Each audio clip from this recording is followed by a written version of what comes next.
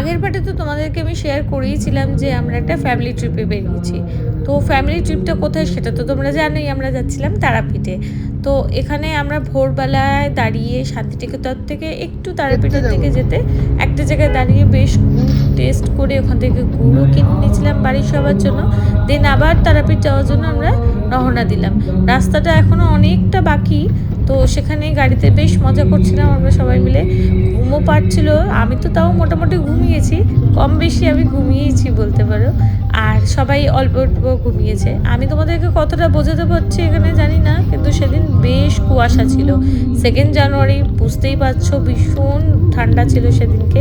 রাতে তো প্রচুর ঠান্ডা ছিল, কুয়াশাও ছিল সাথে, এই জন্য গাড়ি অনেক স্লো চালাতে হয়েছে। না হলে আমাদের তো অনেক তাড়াতাড়ি পৌঁছানোর কথা, কারণ আমার শ্বশুরমশাই অনেক সুন্দর গাড়ি চালায়, কিন্তু তাতেও আস্তে চালাতে হয়েছে কারণ এত কুয়াশা যে সামনে আর কিছুটা দেখা যাচ্ছে না কে দাঁড়িয়ে আছে। তো এই যে এতটা আমাদের মানে আস্তে চালিয়ে তারাপীঠে আসতে হয়েছে। যেই সময় আমাদের পুজো দেওয়ার কথা সেই সময় আমরা তারাপীঠ ঢুকছি। তো চলো আপাতত তারাপীঠ ঢুকে তারপরে পুজোটা দেওয়া যাক। হোটেলে পৌঁছে আমি আর কোনো রকম ভিডিও করার সময় পাইনি, কারণ আমার তাড়াহুড়ো করে রেডি হতে হয়েছে।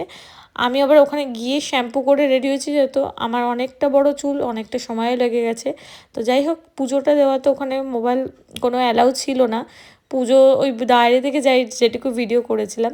ভেতরে গিয়ে তারপরে পুজো দিয়ে আবার এসে আমরা একটা ব্রেকফাস্ট করে নিয়েছিলাম ছোটোখাটো। দেন একটা উদয়পুর মন্দির আছে, সেখানেও গিয়ে আমরা পুজো দিয়েছি। তারপরে আমরা সবাই মিলে লাঞ্চ সারলাম।